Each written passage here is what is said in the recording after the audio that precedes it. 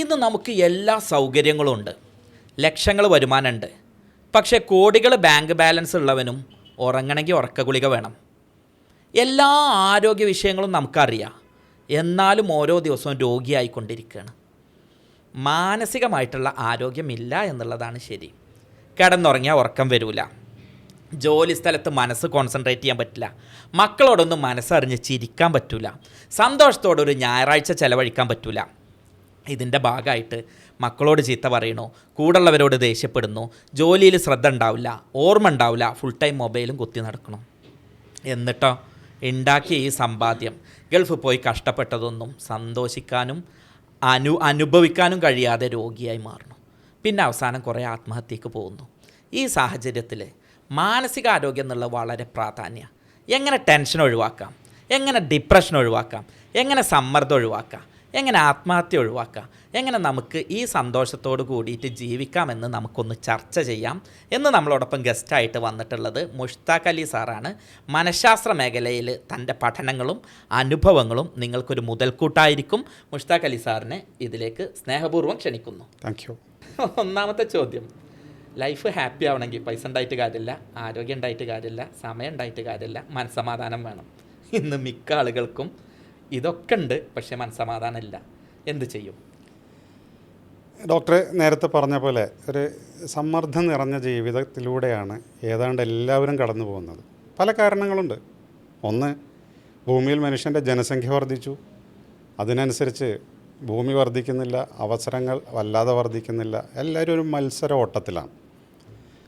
എന്താണ് ഇതിന് പരിഹാരം എന്ന് വിചാരിച്ചാൽ കാര്യങ്ങളെ നമ്മൾ കാര്യങ്ങളായി കണ്ട് മനസ്സിലാക്കുക എന്നുള്ളതേ ഉള്ളൂ. അല്ലാതെ സമ്മർദ്ദരഹിതമായിരിക്കും ഇനി ഇവിടുന്ന് അങ്ങോട്ടുള്ള ജീവിതം എന്ന് നമുക്കൊരിക്കലും പറയാൻ പറ്റില്ല.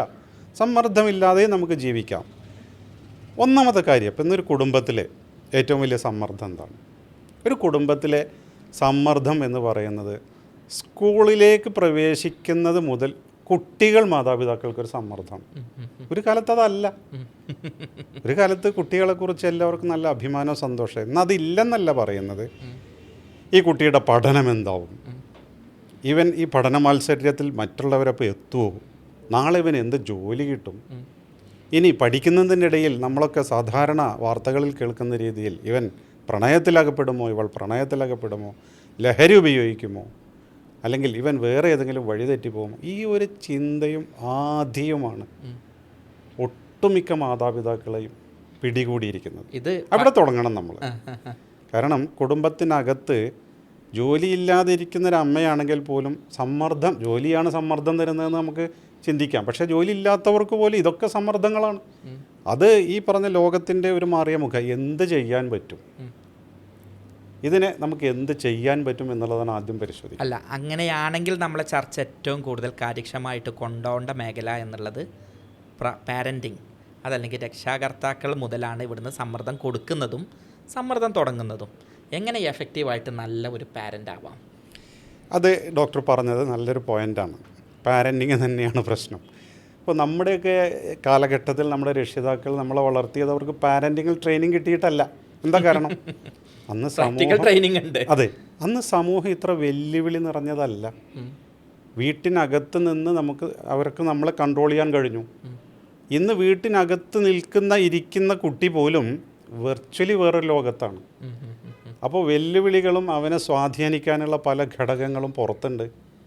അപ്പോൾ പാരൻറ്റിങ് എന്ന് പറയുന്നത് ഏത് തരത്തിലായിരിക്കണം എന്നുള്ളതാണ് ആളുകൾക്ക് അറിയാത്തൊരു വിഷയമാണ്. ഒരു കഥ പറഞ്ഞുതരാം. കഴിഞ്ഞ പ്രാവശ്യം ഒരു അധ്യാപകൻ പറഞ്ഞ സങ്കടകരമായ കഥയാണ്. ഒരു ലഹരി വിഷയവുമായിട്ട് 15 വയസ്സുള്ള മോനെ പിടിച്ചു. അന്ന് അച്ഛനെ വിളിച്ചിട്ട് കാര്യങ്ങൾ പറഞ്ഞു, നിങ്ങളുടെ മോൻ ഇങ്ങനെ ചെയ്തിട്ടുണ്ട് എന്ന്. അന്ന് അച്ഛൻ പറഞ്ഞത് എന്താ അറിയോ? എൻ്റെ കുട്ടി ഇങ്ങനെയൊന്നും കാട്ടൂല, അവൻ അങ്ങനെ ഒരിക്കലും ചെയ്യൂല എന്ന്. അച്ഛൻ അത് ഉൾക്കൊള്ളാൻ പോലും തയ്യാറാവുന്നില്ല എന്നാൽ സാഹചര്യ തെളിവുകളും കാര്യങ്ങളും മോനെ വിളിച്ച് കാര്യങ്ങൾ ചോദിച്ചപ്പോൾ അച്ഛൻ തിരിച്ചു പറഞ്ഞു, എൻ്റെ കുട്ടി അങ്ങനെ ചെയ്യൂല, കൂട്ടുകെട്ടിൻ്റെ കേടാണ് എന്നുള്ളത്. കൂട്ടുകെട്ടിൽ കാര്യങ്ങളൊക്കെ അന്വേഷിച്ചപ്പോൾ അറിഞ്ഞത് മുഴുവൻ കുട്ടികളെയും വടക്കാക്കിയിട്ടുള്ളത് ഇവനാണ് എന്നുള്ളത്. അങ്ങനെ കാര്യം അറിയിച്ചപ്പോൾ അച്ഛൻ പറഞ്ഞതാ അത് അധ്യാപകർ കൊള്ളായിട്ടാണ് എന്നുള്ളത്. അപ്പം നമുക്കിതിൽ റോളൊന്നുമില്ല, അധ്യാപകരാണ് ചെയ്യേണ്ടത്. എൻ്റെ കുട്ടിനെ നന്നാക്കേണ്ട ഉത്തരവാദിത്വം ഞാൻ ആ സ്കൂളിലേക്ക് അങ്ങ് തരും, ഫീസും തരും. ആ ഒരു ധാർഷ്ട്യം അതിലുണ്ട്. ഞാൻ പൈസ തന്നതാണ്, ഇത് നേരാക്കണം, എൻ്റെ ജീനാണെങ്കിലും എൻ്റെ ബാധ്യതയാണ് എൻ്റെ കുട്ടീനെ നേരാക്കുക, അതിനാണ് എനിക്ക് പൈസ തരുന്നത് എന്നുള്ളതാണ്. ആ ചിന്തയും കൂടെ വരുമ്പോൾ പിന്നെന്തായി, അത് അതിൻ്റെ സൂപ്പർലേറ്റീവിലെത്തി. അപ്പോൾ എഫക്റ്റീവ് പാരൻറ്റിങ് എന്നുള്ളത് വീട്ടിൽ നിന്ന് ആദ്യ ടീച്ചറായിട്ട് അമ്മയിൽ നിന്നും അച്ഛനിൽ നിന്നും തുടങ്ങുക എന്നുള്ളത് തന്നെയാണ്. താങ്കൾ നേരത്തെ പറഞ്ഞ പോലെ പാരൻറ്റിങ്ങിൽ എന്തൊക്കെയാണ് ശ്രദ്ധിക്കേണ്ടത്? ഇപ്പോൾ ആളുകൾ എന്താ ശ്രദ്ധിക്കുന്നത്? എൻ്റെ കുട്ടി ഇന്നയാളാകണം, ഡോക്ടറാവണം. കാരണം എന്താണ്? എൻ്റെ കുടുംബത്തിൽപ്പെട്ട പലരും ഡോക്ടറായിട്ടുണ്ട്, അല്ലെങ്കിൽ എൻജിനീയർ ആകണം. അപ്പോൾ പിന്നെ from the day one onwards തുടങ്ങുകയാണ്. ഈ കുട്ടിക്ക് അതിനുള്ള കപ്പാസിറ്റി ഉണ്ടോ, അഥവാ അവൻ്റെ കഴിവ് അതിലാണോ, അഥവാ ഇവൻ്റെ കഴിവ് വേറെ മേഖലയിലാണ്, ഇതൊന്നും നോട്ടമില്ല. മാതാപിതാക്കൾ 1-ാം ക്ലാസ്സിൽ നിന്നോ 4-ാം ക്ലാസ്സിൽ നിന്നോ തീരുമാനിച്ചു, എന്നിട്ട് അവനെ സമ്മർദ്ദത്തിൽ അങ്ങോട്ട് ഉൾപ്പെടുത്തുകയാണ്.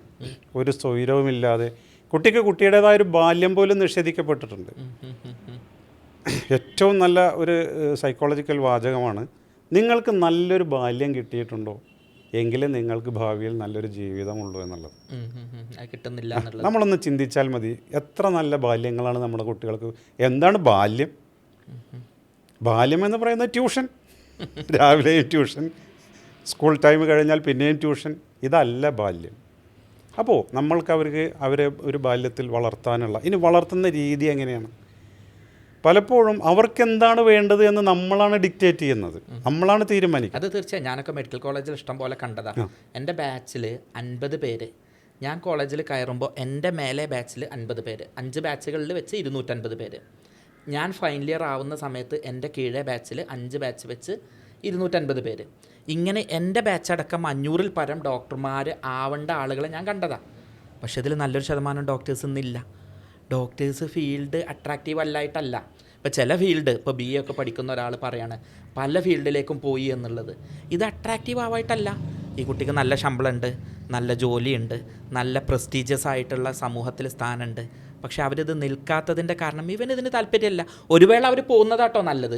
കാരണം ഈ താല്പര്യമില്ലാതെ വേറെ വല്ല മോട്ടീവും വന്ന ഈ രോഗിക്കും സമൂഹത്തിനാണ് നഷ്ടം. പക്ഷെ അവിടെ അങ്ങനെ ഒരാളുടെ ഭാവി, പിന്നെ അവിടെ അർഹരായ ഒരു കുട്ടിൻ്റെ മെഡിക്കൽ സീറ്റ് അവിടെ നഷ്ടപ്പെടുത്തിയത് ഗവൺമെൻറ്റിൻ്റെ ഇത്രയും പഠിപ്പിച്ച് ഞാനൊക്കെ ഗവൺമെൻറ് സീറ്റ് പഠിച്ചതാണ്. അപ്പോൾ ആ ഒരു സീറ്റ് അർഹനായ ഒരു കുട്ടിക്ക് കിട്ടി, നാളെ അവൻ സൊസൈറ്റിക്ക് സേവനം ചെയ്യേണ്ട സീറ്റാണ് ഇവർ നഷ്ടപ്പെടുത്തിയത്. അപ്പോൾ അതുണ്ടാവുന്നത് നിങ്ങൾ ഈ നേരത്തെ പറഞ്ഞ പോലെ തന്നെയുള്ള സംഗതി കൊണ്ടാണ്. അതെ, ശരിയാണ്. എൻ്റെ കുട്ടിയുടെ കഴിവെന്താണ് എന്നുള്ളത് അംഗീകരിക്കാനും തിരിച്ചറിഞ്ഞു. എൻ്റെ കുട്ടിയുടെ കഴിവ് ഭാഷാബുദ്ധിയാണ്, സംഗീത ബുദ്ധിയാണ്, അല്ലെങ്കിൽ ഇൻ്റർപേഴ്സണൽ റിലേഷനുള്ള ബുദ്ധിയാണെന്നൊക്കെ തിരിച്ചറിഞ്ഞ് അത് അംഗീകരിക്കാനൊരു പ്രയാസമുണ്ട്. കണക്കിൽ മാർക്ക് കുറഞ്ഞോ അവൻ മണ്ടനാണ് എന്ന് ലേബൽ ചെയ്യപ്പെടുന്ന ഒരു കാലഘട്ടത്തിലാണ് നമ്മൾ. ഇത് ശരിയല്ലല്ലോ. ഓരോരുത്തർക്കും ഓരോ കഴിവല്ലേ എന്ന് വിചാരിച്ച് കണക്കിനെ സപ്പോർട്ട് ചെയ്യേണ്ട എന്നല്ല. കണക്കിന് അത്യാവശ്യം നല്ല ബേസ് ഇല്ലാത്തവന് കൊടുത്ത് ട്യൂഷൻ കൊടുത്ത് വളർത്തണം, അതൊക്കെ ശരി തന്നെ. പക്ഷേ അതിൻ്റെ പേരിൽ ഒരു ഇൻഫീരിയോറിറ്റി കോംപ്ലക്സ് മാതാപിതാക്കൾക്ക് ഉണ്ടാകേണ്ട ഒരു കാട്ടിലൊരു മത്സരം നടത്തി. ആ മത്സരത്തിന് മരം കയറലൊരു മത്സരയിനായിരുന്നു, മരം വലിക്കലൊരു മത്സരയിനായിരുന്നു, നീന്തൽ ഒരു മത്സരയിനായിരുന്നു, ഓട്ടം ഒരു മത്സരയിനായിരുന്നു. ആ മത്സരത്തിൽ മരം കയറൽ മത്സരത്തിൽ അണ്ണാന് ഏറ്റവും വേഗത്തിൽ സമ്മാനം നേടി. പക്ഷേ ആനക്ക് അതിന് കഴിഞ്ഞില്ല. കുറച്ച് കഴിഞ്ഞ് മരം വലിക്കുന്ന മത്സരം വന്നപ്പോൾ അണ്ണാൻ അമ്പയെ പരാജയപ്പെട്ടു. പക്ഷേ ആനക്കതിൽ മുന്നോട്ട് പോകാൻ കഴിഞ്ഞു. മൂന്നാമത് വന്നത് നീന്തൽ മത്സരമായിരുന്നു. അതുവരെ മുന്നിട്ടിറങ്ങിയിട്ടുണ്ടായിരുന്ന അണ്ണാനും ആനയും ഒന്നുമായില്ല, മീൻ വളരെയേറെ കുതിച്ചു പാഞ്ഞു. നാലാമത് വന്നിട്ടുള്ള മറ്റ് മത്സരങ്ങൾ ഓരിയിടൽ മത്സരവും ഓട്ട മത്സരമായിരുന്നു. അതിൽ ചീറ്റയും കുറുക്കനും മുന്നേറിയപ്പോൾ ആന ബഹുദൂരം പിന്നിലായി. ഇതിനർത്ഥം ആന മോശക്കാരനാണ് എന്നോ മീൻ കഴിവില്ലാത്തവനാണോ എന്നുള്ളതല്ല. നിങ്ങളുടെ കുട്ടി അണ്ണാനാണ് എന്നുണ്ടെങ്കിൽ അവനെ മരം കയറ്റുന്നതിൽ ഏറ്റവും വിദഗ്ധനായ കോച്ചിങ് കൊടുക്കുക. അതല്ല, അവൻ നന്നായിട്ട് മരം വലിക്കാനാണ് കഴിവ് എന്നുണ്ടെങ്കിൽ അവനെ മരം കയറ്റി കഴിഞ്ഞാൽ മരവും പൊട്ടും, ആ ആനയ്ക്കും കേടാണ്. ഇന്ന് പലപ്പോഴും തുമ്പിയെക്കൊണ്ട് കല്ലെടുപ്പിക്കുക എന്നുള്ള പോലെ ഞങ്ങൾ മലപ്പുറത്തുകാർ പറയും, തെങ്ങിനും കവുങ്ങിനും ഒരേ തളപ്പിടുക എന്നുള്ളത്. ഒരേ സംഗതി അപ്പുറത്തെ കുട്ടി അതാ ചെയ്യുന്നത്, ഇന്ന് എൻ്റെ കുട്ടിക്കും അതന്നെ ചെയ്യുക എന്ന് പറഞ്ഞിട്ട് ആനയെക്കൊണ്ടും അണ്ണാനെക്കൊണ്ടും മരം കയറാൻ പഠിപ്പിക്കുന്ന രീതി നമ്മൾക്ക് ഒരുപാട് സ്ട്രെസ് ഉണ്ടാക്കിയിട്ടുണ്ട്. അത് ഒരു അർത്ഥത്തിൽ വളരെ ശരിയാണ്. കുട്ടികളുടെ കഴിവുകൾ തിരിച്ചറിഞ്ഞാൽ തന്നെ അതല്ല നിനക്ക് വേണ്ട കഴിവ് ഇതാണെന്ന് പറഞ്ഞ് അടിച്ചേൽപ്പിക്കുന്നു. മറ്റൊന്ന്, ഇതിൻ്റെ ഭാഗമായിട്ട് മിക്കവാറും രക്ഷിതാക്കളെല്ലാം ഓവർ പ്രൊട്ടക്റ്റീവ് പാരൻസാണ്. ഓവർ പ്രൊട്ടക്റ്റീവ് പാരൻസ് പറഞ്ഞാൽ അതായത് അമിതമായ സംരക്ഷണമാണ്. ഞാനൊരു ഉദാഹരണം പറയാം, ഒരു കഥ പറയാം. യെസ്. പൂമ്പാറ്റ മുട്ടയിട്ട് അത് ലാർവയായി, അത് പിന്നീട് ഒരു പ്യൂപ്പൽ സ്റ്റേജിൽ നിന്ന് പിന്നെ അത് പ്യൂപ്പയുടെ വോള് പൊട്ടിച്ചിട്ടാണല്ലോ പുറത്ത് വരിക. ഒരാൾ ഈ പൂമ്പാറ്റ കുഞ്ഞ് അതിൻ്റെ കുഞ്ഞ് കൈകൾ കൊണ്ട് ചിറകുകൾ കൊണ്ട് ഈ പ്യൂപ്പൽ വോള് പൊട്ടിക്കുന്നത് ശ്രദ്ധയപ്പെട്ടു. അയാൾക്ക് തോന്നി, ഓ എന്തൊരു പാവം. അയാൾ അവിടെ കുനിഞ്ഞിരുന്ന് എന്ത് ചെയ്തു? അയാളുടെ നഖം കൊണ്ട് ആ പ്യൂപ്പൽ വോള് മെല്ലെ നുള്ളി കൊടുത്തു പൂമ്പാറ്റയ്ക്ക്. പക്ഷേ ഒരു കാര്യം നമ്മൾ മനസ്സിലാക്കണം, പൂമ്പാറ്റക്കുഞ്ഞ് പ്യൂപ്പൽ വോളിൽ അടിക്കുമ്പോഴാണ് അതിൻ്റെ ചിറകുകൾക്ക് അതിന് ബലം വരുന്നത്. അങ്ങനെ ഇയാൾ മെല്ലെ പ്യൂപ്പൽ വോള് പൊളിച്ചു, പൂമ്പാറ്റ കുഞ്ഞ് പുറത്ത് വന്നു. പക്ഷെ അതിന് പറക്കാൻ കഴിയുന്നില്ല, കാരണം അതിൻ്റെ ചിറകുകൾക്ക് ബലം കിട്ടിയിട്ടില്ല. അതവിടെ ചത്ത് വീണു. അല്ല, ഇതാണ് സത്യം. പ്രയാസങ്ങൾ എന്താണെന്ന് നമ്മളാരും കാണുന്നില്ല, നമ്മളെ കുട്ടികൾ കാണുന്നില്ല. നേരെ സ്കൂൾ ബസ്സിലേക്ക് പോകുന്നു, കാർ ടു കാർപ്പറ്റ്. സ്കൂൾ ബസ്സിൽ ഇറങ്ങുന്നു, മഴ കൊള്ളുന്നില്ല, ചളി കൊള്ളുന്നില്ല, അയൽവാസിനെ കാണുന്നില്ല, വല്ലതും ഉണ്ടെങ്കിൽ ഫോണിലൂടെ അറിയൽ മാത്രം. ഇവനൊരു പ്രശ്നത്തിന് ആൻസർ ചെയ്യുന്നില്ല. ഇവൻ ആ കാണിച്ചു കൊടുത്ത ഗൈഡ് ലൈൻസ് വെച്ച് അതിലൂടെ പോകുന്ന ഒരു റോബോട്ട് മാത്രമാവുക. ഇതോടെ നാളെ ഒരു പ്രശ്നം വരുമ്പോൾ എന്ത് ചെയ്യണമെന്ന് അറിയുന്നില്ല. നമ്മളൊക്കെ സത്യത്തിൽ നമ്മൾക്ക് എന്ത് ഗൈഡ് ലൈൻസാണ് കിട്ടിയിട്ടുള്ളത്? നമ്മൾ കിട്ടിയതിനെ മോശം പറയല്ല കേട്ടോ, അൽഹംദുലില്ലാ ഒരുപാട് കിട്ടിയിട്ടുണ്ട്. അതായിരുന്നു ശരിയായ ഗൈഡ് ലൈൻസ്. നമുക്കെന്താണ് എന്താ വേണ്ടുമെന്നുള്ള നമുക്ക് പഠിപ്പിച്ചു തന്നു. അതല്ലാതെ നമ്മൾ എന്ത് ചെയ്തിട്ടില്ല, കൈ പിടിച്ച് കെട്ടി വലിച്ചിട്ടില്ല. കെട്ടി വലിച്ചാലുള്ള പ്രശ്നം എന്ന് പറഞ്ഞാൽ വണ്ടി എപ്പോഴാണോ മുന്നിലെ വണ്ടി നിൽക്കുന്നത് ബാക്കിലുള്ളവനെ നിന്നു. നമ്മളെ ശരിക്കും വണ്ടി ഒറ്റയ്ക്ക് പോവാനും വീഴ്ചയിൽ നിന്ന് പഠിക്കാനും പഠിപ്പിച്ചു. ഇന്ന് പല രക്ഷിതാക്കളുടെയും പ്രശ്നം അതാണ്, കുട്ടിയെ പ്രയാസം അനുഭവിപ്പിക്കുന്നില്ല. രക്ഷിതാവിൻ്റെ പ്രയാസം എന്താണ് എന്ന് കുട്ടി അറിയുന്നില്ല. കുട്ടി പലപ്പോഴും ഗൾഫിലുള്ള രക്ഷിതാവിനെ പറ്റി കരുതുന്നത് എൻ്റെ ഉപ്പ കാലിക്കറ്റ് എയർപോർട്ടിൽ ഇറങ്ങി വരുന്ന ഇൻസൈഡ് ചെയ്തിട്ടുള്ള ടീഷർട്ട് ചെയ്തിട്ടുള്ള ഹൈഫൈ ആയിട്ടുള്ള അത്തറ് പൂശിയിട്ടുള്ള അതേ രൂപത്തിലാണ് എന്നും ഗൾഫിലുള്ളത് എന്നുള്ളതാണ്. അവിടെയുള്ള മരുഭൂമിയിൽ കൊടിയ വിയർപ്പ്, 10ഉം 16ഉം റൂമുള്ള വീട്ടിൻ്റെ മുതലാളി 16 പേർക്ക് ഒരു ബാത്റൂമിൽ ഉപയോഗിക്കുന്ന ആൾ, രാവിലെ 4 മണിക്ക് ഷാർജയിൽ നിന്ന് എണീറ്റ് ബാത്റൂമിൽ പോയിട്ട് 7 മണിക്കുള്ള ജോലിക്ക് 4:30-ക്കെങ്കിലും പുറപ്പെടാൻ വേണ്ടിയിട്ട് ഉറക്കം കളഞ്ഞ് രോഗിയാവുന്ന ഉപ്പ. ഇവനൊന്നും ആരും മനസ്സിലാക്കണില്ല. പലപ്പോഴും ഈ സമ്മർദ്ദം കുട്ടി അറിയരുത്, ഞാൻ ഏതായാലും ബുദ്ധിമുട്ടിക്കാണ് എന്ന് കരുതുന്നത് കൊണ്ട് ഇത് കുട്ടിയൊന്നും അറിയുന്നില്ല എന്ന് മാത്രമല്ല, ഇത് കാരണം കുട്ടിക്ക് ഈ പ്രയാസങ്ങളുടെ വില അറിയാതെ വാപ്പ തരുന്ന മൊബൈൽ ഫോണും വാപ്പ ഒരു ATM മെഷീനും ഒരു ഫോൺ കൊണ്ടുവരാനുള്ള ആളും മാത്രമാവുകയും റിയാലിറ്റിയിൽ നിന്ന് ഒളിച്ചോടുക ചെയ്യുന്നത്. നേരെ മറിച്ച് വാപ്പാൻ്റെ പ്രയാസം ഇതാണ്, വാപ്പാൻ്റെ വിയർപ്പിൻ്റെ ഗന്ധം ഇതാണ്. ഞാനൊരു പ്രവാസിൻ്റെ മോനാട്ടോ. എൻ്റെ ഉപ്പ എന്നെ ഖത്തറിൽ കൊണ്ടുപോയിട്ട് കാണിച്ചു തന്നു എന്താണ് ഞങ്ങൾ നിൽക്കുന്ന റൂമിലെ താമസ സ്ഥലം, ഞങ്ങൾ എങ്ങനെയാണ് ഭക്ഷണം കഴിക്കുന്നത്, ഞങ്ങൾക്ക് ബസ് എപ്പോഴാണ് കമ്പനിയുടേത് വരുന്നത്, ഞങ്ങൾക്ക് വന്നു കഴിഞ്ഞാൽ എത്ര ദിവസമാണ് ലീവ് എന്നുള്ളത്. നമ്മൾ മറ്റേത് കാണുന്ന ഉപ്പ എന്താ 1.5 മാസം ഒരു പണിയില്ലാതെ വീട്ടിലിരിക്കുന്ന ഉപ്പയാണ്. ഈ 1.5 മാസം ലീവ് കിട്ടണമെങ്കിൽ 2 വർഷം കഷ്ടപ്പെടണം. അത് നമ്മൾ കാണുന്നില്ല. എൻ്റെ ജീവിതത്തിൽ ഞാൻ 4ാം ക്ലാസ് കഴിഞ്ഞിട്ട് അങ്ങ് പോകുമ്പോൾ ജീവിതത്തിൽ തന്നെ കാഴ്ചപ്പാട് അങ്ങ് മാറി. റിയാലിറ്റി എന്താണ് എന്നുള്ളത് നമ്മൾ സുഖവാസത്തിനല്ല ഗൾഫിലേക്ക് കൊണ്ടുപോകേണ്ടത്. എന്താണ് റിയാലിറ്റി? ഒരു വീഡിയോ എടുത്തിട്ടെങ്കിലും കാണിച്ചു കൊടുക്കുക. കൂലിപ്പണി എടുത്തു കൊടുക്കുന്ന ബാപ്പൻ ചൈനയിലൊരു വീഡിയോ ഉണ്ടായിരുന്നു കേട്ടോ. അവിടെയുള്ള അച്ഛൻ്റെ ജോലിയുടെ വീഡിയോ വിഷ്വൽസ് കുട്ടിക്ക് കാണിച്ചു കൊടുക്കുക. ബാരെടുക്കുന്ന പോട്ടറായ ഉപ്പ ഇവനെ എങ്ങനെയാണ് പഠിപ്പിക്കുന്നത്, പച്ചക്കറി വിൽക്കുന്ന ഉമ്മ കസ്റ്റമർ അടുത്ത് നിന്ന് എന്തെല്ലാം പ്രയാസങ്ങൾ നേരിടുന്നുണ്ട്, പ്രവാസിയായിട്ടുള്ള അമ്മാവൻ എന്തെല്ലാം പ്രശ്നങ്ങൾ സഹിച്ചിട്ടാണ് ഇവനെ നോക്കുന്നത് എന്നുള്ളത് നമ്മളെ വിദ്യാഭ്യാസത്തിൽ വളരെ അനിവാര്യമായിട്ട് വരേണ്ടതും വീട്ടിൽ നിന്ന് തന്നെ നമുക്ക് ഒരു സിലബസിലും ഇല്ലെങ്കിലും ഉൾപ്പെടുത്താവുന്നതുമായിട്ടുള്ളൊരു കാര്യമാണ്. ഇതിങ്ങ് വന്നു കഴിഞ്ഞാൽ കുട്ടികൾക്ക് മൊബൈൽ ഫോണും വേണ്ടി വരില്ല. ഞങ്ങളെ PC തോമസ് സാറാണ് പഠിപ്പിച്ചിരുന്നത്. PC തോമസ് സാറ് തൃശ്ശൂരിൽ അന്ന് എൻട്രൻസിൽ അധികായകരായിരുന്നു. സാർ എന്നും ചെയ്യുന്നൊരു പരിപാടിയുണ്ട്, നിൻ്റെ അപ്പനെ നോക്കടാ എന്ന് പറയും. പലപ്പോഴും നമുക്കപ്പോൾ ഒരു വിഷമമാണ് വരുന്നത്, പക്ഷേ സത്യത്തിൽ അതൊരു പോയിൻ്റാണ്. നിൻ്റെ അപ്പൻ എത്ര കഷ്ടപ്പെട്ടിട്ടാണ് അത് ചെയ്യുന്നത്, നിന്നെ ഇവിടെ കൊടുന്നാക്കിയിട്ടുള്ളത് അതാണടാ എന്ന് പറഞ്ഞിട്ട് ചോദിക്കും. നിൻ്റെ അപ്പൻ എന്താ ചെയ്യുന്നത് ചോദിക്കും. അപ്പം നമ്മളുടെ ജോലി പറഞ്ഞു കൊടുക്കുമ്പോൾ അതിൻ്റെ പ്രയാസങ്ങൾ പറയും. അപ്പോൾ ചിലപ്പോൾ നമുക്ക് എന്തുണ്ടാവും, എൻ്റെ അപ്പനെ വിളിച്ചോ എന്നുള്ള ഫീല് തോന്നും. പക്ഷേ സാർ അതിൽ കൃത്യമായിട്ട് പറഞ്ഞെന്നൊരു സംഗതി ഉണ്ട്, നിൻ്റെ അപ്പൻ അങ്ങനെ കഷ്ടപ്പെട്ടിട്ട് നീ ഇവിടെ വന്നിട്ട് ഇതാണല്ലോടാ ചെയ്യുന്നത് എന്നുള്ളത്. ശരിക്കും അത് നമ്മളുടെ കത്ത് എന്ന് പറയില്ലേ, കിളി പോയി നിൽക്കുന്ന കാലത്ത് ലൈറ്റ് വരാനുള്ള നല്ല ഒരു പോയിൻ്റാണ് ആ ചെയ്യുന്നത്. ഇത് നമ്മളെ കുട്ടികളെ പോസിറ്റീവായിട്ട് കറക്റ്റ് വേയിലൂടെ പഠിപ്പിച്ചു കൊടുക്കണം എന്നുള്ളതാണ്. താങ്കൾ നേരത്തെ പറഞ്ഞ പോലെ നമ്മൾക്ക് ഗൈഡൻസ് കിട്ടിയിരുന്നു നമ്മുടെ കാലത്ത്. ഇന്നത്തെ കുട്ടികൾക്ക് പ്രതിസന്ധികളെയോട് ഏറ്റുമുട്ടാനുള്ള അവസരം കിട്ടുന്നില്ല. എങ്ങനെ കിട്ടുന്നത്? കുട്ടി പുസ്തകത്തിൻ്റെ മുമ്പിൽ ജീവിച്ച് തീർക്കാൻ വിധിക്കപ്പെട്ട ആളാണ്.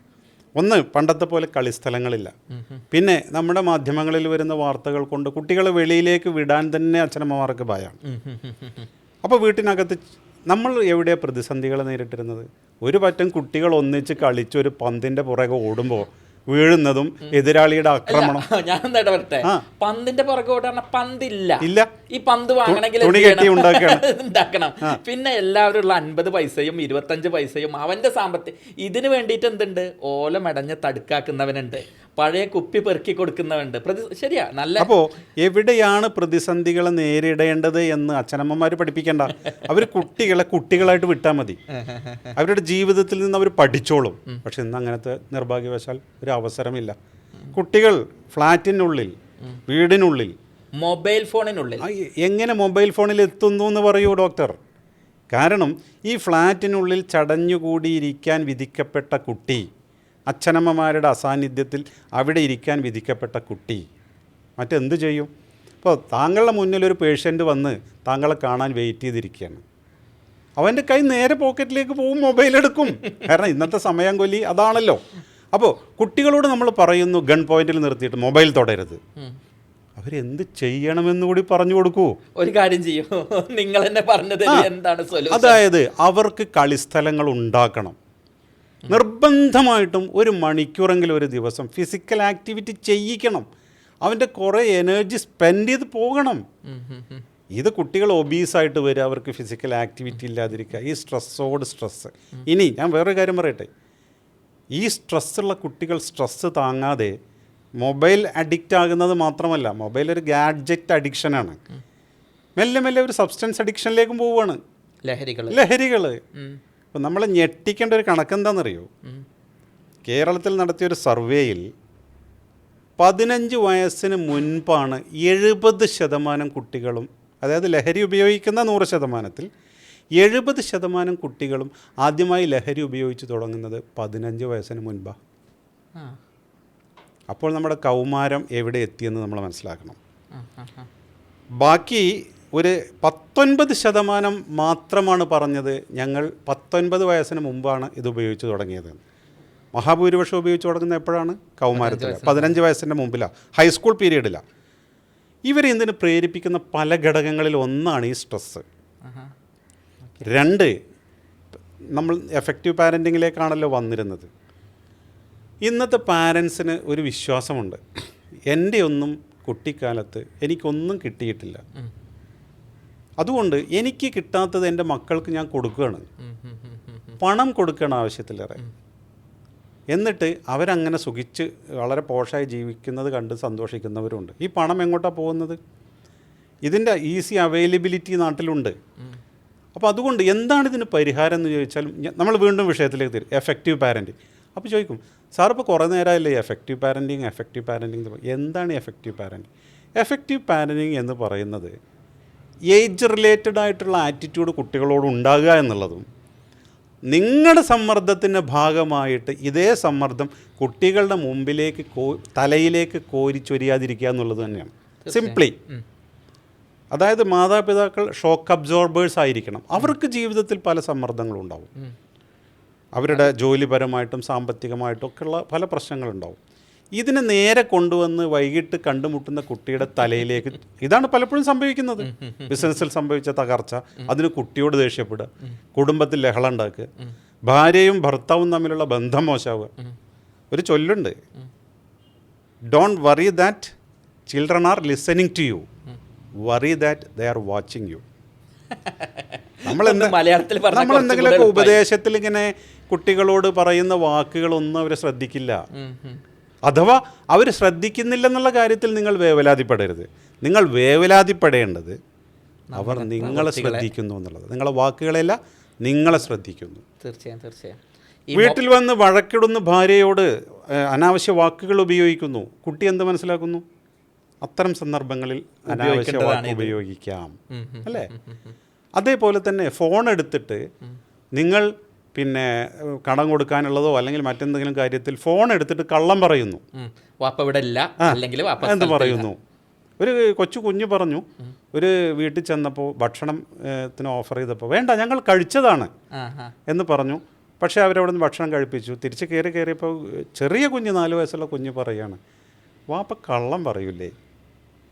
നോക്കൂ, ദേ ആർ വാച്ചിങ് യു. അപ്പോൾ ഒരു എഫക്റ്റീവ് പാരൻറ്റിങ് എന്ന് പറയുന്നത് എൻ്റെ മിററാണ് എൻ്റെ കുട്ടി എന്ന് മനസ്സിലാക്കി കഴിഞ്ഞാൽ, എൻ്റെ മുഖം നന്നായാലല്ലേ മിററിൽ എൻ്റെ മുഖം നന്നാവും, അല്ലേ? എൻ്റെ മുഖത്ത് ചളി വാരിയിട്ട് മിററിലെ ചിത്രം നന്നാവണമെന്ന് എനിക്ക് വാശി പിടിക്കാൻ പറ്റും? ഇല്ലല്ലോ. എഫക്റ്റീവ് പാരൻറ്റിങ് അവിടെ തുടങ്ങണം. വെല്ലുവിളികൾ നിറഞ്ഞതാണ് ഇന്നത്തെ പാരൻറ്റിങ്. നിങ്ങൾക്ക് നല്ല ഒരു തലമുറയെ സൃഷ്ടിച്ചെടുക്കണമെങ്കിൽ ആദ്യം നിങ്ങൾ ഡിസിപ്ലിൻഡ് ആയിരിക്കണം. You must be genuine. നിങ്ങളൊരു ജെന്യൂൻ ആണെങ്കിലേ നിങ്ങൾക്ക് ജെന്യൂനായ കാര്യങ്ങൾ കുട്ടികളോട് പറയാൻ പറ്റൂ. അതൊരു വലിയ പോയിൻ്റാണ്. അപ്പോൾ നമ്മൾ ഈ പറഞ്ഞ രീതിയിൽ സബ്സ്റ്റൻസ് അഡിക്ഷൻ, സബ്സ്റ്റൻസ് അബ്യൂസ് നമ്മൾ പറഞ്ഞു, ലഹരിയിലേക്ക് എത്തുന്നത്. ഞാൻ എൻ്റെ കുട്ടിയെ കാലോചിതമായ രീതിയിൽ അപ്രോച്ച്, ഫോർ എക്സാമ്പിൾ 5 വയസ്സായൊരു കുട്ടിയെ നിങ്ങൾക്ക് ലാളിക്കാം, ഓമനിക്കാം. പക്ഷേ കൗമാരത്തിലെത്തിയൊരു കുട്ടിയെ നിങ്ങൾക്ക് ഓമനിക്കാൻ ചെന്നാൽ അവൻ ഓടും, അവൻ കൈ തട്ടി മാറ്റും. നിങ്ങളവരൊന്ന് ഉമ്മ വെക്കാൻ ചെന്ന് നോക്ക്, അവൻ നിങ്ങളെ കൈ തട്ടി മാറ്റും. അപ്പം നമ്മൾ എന്താ ചെയ്യേണ്ടത്? നമ്മുടെ ആറ്റിറ്റ്യൂഡൊന്ന് മാറ്റുക. ആ സമയത്ത് അവനുള്ളിൽ ഒരുപാട് ഹോർമോണുകൾ പ്രവർത്തിക്കുന്നുണ്ട്. അവൻ്റെ ഉള്ളിൽ ഒരുതരം വിപ്ലവാത്മക ചിന്ത വരുന്നുണ്ട്, ശാരീരിക മാറ്റം വരുന്നുണ്ട്, അവന് മാനസികമായ മാറ്റം വരുന്നുണ്ടോ ഇല്ലേ നമ്മൾ അറിയുന്നില്ല. ശാരീരികമായ മാറ്റമൊക്കെ വരുന്നുണ്ട്, അവന് പൊടിമീശകൾ ഇറക്കുന്നുണ്ട്. പെൺകുട്ടികളാണെങ്കിൽ അവർക്ക് ശരീര വളർച്ചയൊക്കെ ഉണ്ടാകുന്നുണ്ട്. പക്ഷെ അപ്പോഴും നമുക്കൊരു നിഷ്കർഷയുണ്ട്. എന്തെന്നറിയോ? ഇവൻ 5ലെയും 6ലെയും ഒക്കെ സ്വഭാവം ഇപ്പോഴും എന്നോട് കാണിക്കണം. ഇതിങ്ങനെ നടക്കില്ലല്ലോ. അവൻ ചിലപ്പോൾ എടാ എന്ന് വിളിച്ചാൽ എന്തേ എന്നൊക്കെ ചിലപ്പോൾ ഒരു കറുപ്പിച്ച് നോക്കും. അപ്പോൾ നമ്മൾ മനസ്സിലാക്കണം, ഇത് ഹോർമോണൽ ചേഞ്ചാണ്. ഇവൻ ഉൾക്കൊള്ളണം. കാലോചിതമായ മാറ്റമാണ്. ഇനി അവൻ മാറും, ഞാൻ അതിനനുസരിച്ച് മാറണം. അവനോട് ഒരു സൗഹൃദ നിലപാടെടുക്കണം. അവിടെയും ഈ സമ്മർദ്ദങ്ങളും ഈ പിന്നെ ദേഷ്യവും ഈ ബഹളവും ഒക്കെയാണ് ചെല്ലുന്നത്. കുഞ്ഞ് നമ്മിൽ നിന്ന് അകലും. അവിടെയാണ് ഈ പിയർ ഗ്രൂപ്പ് ഇൻഫ്ലുവൻസ് എന്ന് പറഞ്ഞൊരു സംഗതിയുണ്ട്. അവനവൻ്റെ സഹപാഠികൾ സമപ്രായക്കാരോടായിരിക്കും ആ സമയത്ത് ഇവർക്ക് കൂടുതൽ അറ്റാച്ച്മെൻറ്റ്. ഫ്രണ്ട്സിനോട് അവർ പറയുന്നതായിരിക്കും വലിയ ലോകം. കാരണം അവരല്ലേ ഇവർ അംഗീകരിക്കുന്നുള്ളൂ. മാതാപിതാക്കൾ എപ്പോഴും ഇവനെ ചീത്ത പറയാനല്ലേ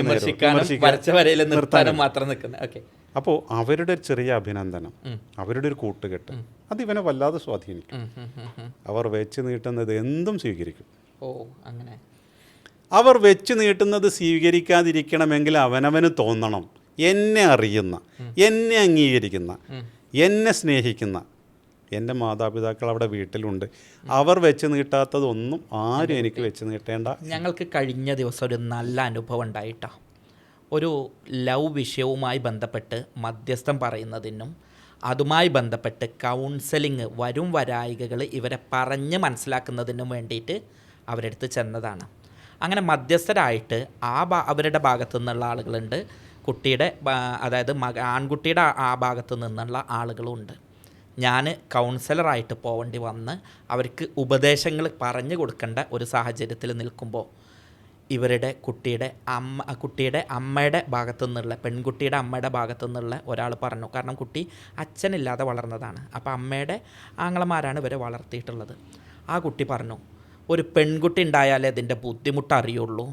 നിങ്ങളുടെ കുട്ടി ഒളിച്ചോടൂല, അല്ലെങ്കിൽ നിങ്ങളുടെ കുട്ടി ഇങ്ങനെ ചെയ്യൂല എന്ന് നിങ്ങൾക്ക് ഗ്യാരണ്ടി തരാൻ പറ്റുമോ? കാരണം അപ്പോഴൊക്കെ വൈകാരികമായിട്ടുള്ള നിമിഷങ്ങളാട്ടോ. കാരണം ഈ വളർത്തിണ്ടാക്കിയ അച്ഛനെ അമ്മ ഇതൊക്കെ അനുഭവിച്ചവർക്ക് ശരിക്കും അറിയാൻ പറ്റും ഇതിങ്ങനെ അങ്ങോട്ട് കയ്യിൽ നിന്ന് പോകുമ്പോൾ. കാരണം അവിടെ ഇവിടുന്ന് ഒരു തീരുമാനം വരികയാണ്, ഇനിയാണ് അവരെങ്ങോട്ടാണ് പോകുന്നു എന്നുള്ളത് തീരുമാനിക്കാൻ. ഒരു പക്ഷേ ഇനി ഇങ്ങനെ ഒരു മേശയുടെ മുന്നിൽ അടുത്ത ഒരു കിട്ടലുണ്ടാവില്ല. ആ സമയത്ത് മധ്യസ്ഥം പറഞ്ഞിരുന്ന ഒരാൾ പറഞ്ഞു കേട്ടോ, ഞാൻ ഇന്നും അയാളെ ബഹുമാനിക്കുന്ന ഒരു സംഗതിയാണ്, എൻ്റെ കുട്ടി എങ്ങോട്ടും പോകില്ല എന്ന് എനിക്ക് ഗ്യാരണ്ടിയാണ്. ഞാൻ അവളെ സ്നേഹിക്കുന്നുണ്ട്. എൻ്റെ കുട്ടി ഞാൻ പറഞ്ഞതിൻ്റെ അപ്പുറം എങ്ങോട്ടും പോകില്ല, എന്ത് കണ്ടാലും പോകില്ല. കാരണം ഞാൻ എൻ്റെ പൈസയും എൻ്റെ അധ്വാനവും എൻ്റെ വിയർപ്പും കൊടുത്തതിലേറെ എൻ്റെ കുട്ടിയെ ഞാൻ സ്നേഹിക്കാൻ സമയം കൊടുത്തിട്ടുണ്ട്. അതുകൊണ്ട് ഏത് രാത്രി നിങ്ങൾ എന്ത് ചെയ്താലും, എന്ത് ഫ്രണ്ട്ഷിപ്പായാലും, എന്ത് ലവ് ആയാലും അവൾ എന്നോട് പറയും. അവൾക്ക് ഉൾക്കൊള്ളാൻ പറ്റാത്തത് എനിക്കുമില്ല, എനിക്ക് ഉൾക്കൊള്ളാൻ പറ്റാത്തത് അവൾക്കുമില്ല. ഞാനും അവളും അങ്ങനെയാണ്. നമ്മൾ എത്ര പാരൻസിന് അങ്ങനെ പറയാൻ പറ്റും? അങ്ങനെ പറയാൻ പറ്റിയ ഒരു പാരൻസ് ഉണ്ടായിട്ട് കുട്ടി പിന്നെ പ്രേമിച്ചു, കുട്ടി പിന്നെ നമുക്കിഷ്ടമല്ലാത്തവരൊപ്പം പോയി എന്ന് പറയുകയാണെങ്കിൽ ഇതിൻ്റെ താഴെ ഞാൻ ധൈര്യമായിട്ട് വെല്ലുവിളിക്കണം, കമൻ്റ് ഇടും. എല്ലാം കമൻ്റ് ഇടണമല്ലോ. അപ്പോൾ ഈ വീഡിയോയിൽ ഇരുന്ന് ചെയ്തിട്ട് ഞാൻ ഈ പറഞ്ഞതിലെ തെറ്റും കുറ്റവും കുറവും ഒക്കെ കമൻ്റ് ചെയ്യുന്ന ആളുകളാണല്ലോ. ഇങ്ങനെ നിങ്ങളുടെ മക്കളെ കൃത്യമായിട്ട് പറയാൻ ധൈര്യം ഉണ്ടായിട്ട് ആ തരത്തിൽ വളർത്തിയിട്ട് നിങ്ങളുടെ മക്കൾ പോവുമെന്ന് നിങ്ങൾക്ക് തോന്നുന്നുണ്ടെങ്കിൽ ഒന്ന് കമൻ്റ് ഇടും. ശരിക്കും നമ്മളാ പരാജയപ്പെടുന്നത്. നമ്മളെ കുട്ടി ലഹരി ഉപയോഗിക്കുന്നുണ്ടെങ്കിൽ, നമ്മളുടെ കുട്ടി മറുകണ്ഠം ചാടുന്നുണ്ടെങ്കിൽ, നമ്മളെ കുട്ടി നമ്മൾ പറഞ്ഞു കൊടുത്ത് നിൽക്കുന്നില്ലെങ്കിൽ ഞാനാടോ പരാജയപ്പെടുന്നത്? എന്താ കാര്യം? നമ്മൾ ഈ ബ്രെഡ് ആൻഡ് ബട്ടറിന് ഓടിയിട്ട് അവർക്ക് കൊടുക്കാനുള്ളത് പൈസയാണ് നമ്മൾ തെറ്റിദ്ധരിച്ച് വെച്ചു. അവർക്ക് കൊടുക്കാനുള്ളത് ഈ സാധനങ്ങളും എനിക്ക് കിട്ടാത്ത സന്തോഷമാണെന്ന് നമ്മൾ കരുതി വെച്ചു. അവിടെ പോയി കാര്യങ്ങൾ അതല്ലാതെ അവർക്ക് അർഹമായ സമയവും സ്നേഹവും കെയറും ലാളിത്യവും കൊടുക്കാതെ ഇതൊക്കെ കൊടുത്തു കഴിഞ്ഞാൽ ഈ പൈസയും കൊണ്ട് അത് കിട്ടുന്നവരടുത്തേക്ക് അവർ പോവും.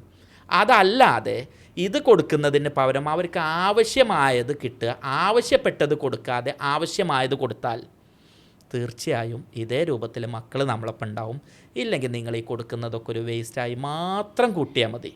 ഇനി കുഞ്ഞുങ്ങൾക്ക് നല്ല വിദ്യാഭ്യാസം കൊടുക്കണം, അവർക്ക് വേണ്ട എല്ലാ കാര്യങ്ങളും ചെയ്തു കൊടുക്കണം. പണ്ട് ഒരാൾ ചോദിച്ചു, നിങ്ങളൊരു കുഞ്ഞിന് കൊടുക്കുന്ന ഏറ്റവും നല്ല സമ്മാനം എന്താണ്? അപ്പോൾ അയാൾ മറുപടി പറഞ്ഞു, അവന് ഞാൻ നല്ലൊരു ജീവിതം ഉണ്ടാക്കി കൊടുക്കണം, അവന് വിദ്യാഭ്യാസം കൊടുക്കണം, അവന് ജോലി വാങ്ങി കൊടുക്കണം. ഇതൊന്നുമല്ല മിസ്റ്റർ.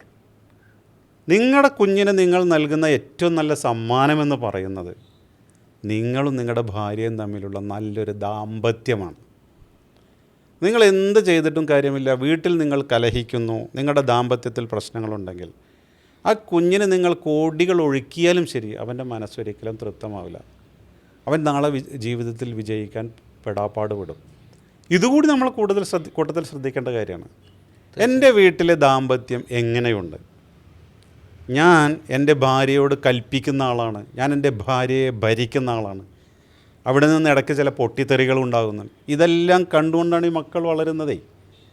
ഇതുകൂടി ഓർക്കുക, മക്കൾക്ക് നൽകാനുള്ള നല്ല സമ്മാനം അത് നിങ്ങൾ വളരെ ബോധപൂർവം തന്നെ നൽകണം. കാര്യം മക്കളുണ്ടാകുന്നത് വരെ ഉള്ളൂ നമുക്ക് സ്വാതന്ത്ര്യം, പിന്നെ നമ്മുടെ സ്വാതന്ത്ര്യം കുറയുകയാണ്. അത് മനസ്സിലാക്കി മക്കളുടെ മുന്നിലാണ് ഞാൻ ജീവിക്കുന്നത് എന്നുള്ള നല്ല ബോധത്തോടു കൂടി നല്ല ദമ്പതികളായിട്ട് ജീവിച്ചാൽ ഇറ്റ് ഈസ് ഹാഫ് ഡൺ. അതുപോലെ തന്നെ വേറൊരു ഭാഗം കൂടെ ഉണ്ട്. നമ്മളുടെ പല വൃദ്ധന്മാരും പറയുന്ന ഒരു പരാതിയുണ്ട്, എന്നെ നോക്കാൻ ആളില്ല, ഞാൻ തള്ളപ്പെട്ടു, ഞാൻ വൃദ്ധസദനത്തിലേക്ക് ആക്കപ്പെട്ടു, ഞങ്ങൾ ഒറ്റക്കായി. അടുത്തിടെ ഒരു കേസ് ഉണ്ടായിരുന്നു. ആ കേസിൽ മോന് അമേരിക്കയിലാണുള്ളത്. ഇവൻ എപ്പോഴും വിളിക്കും, എല്ലാ പൈസയും തരും, കൃത്യമായിട്ട് ഓൺലൈനിൽ കൺസൾട്ടേഷൻ എടുക്കും, ഇതിലൊന്നും ഭംഗം വരുത്തില്ല.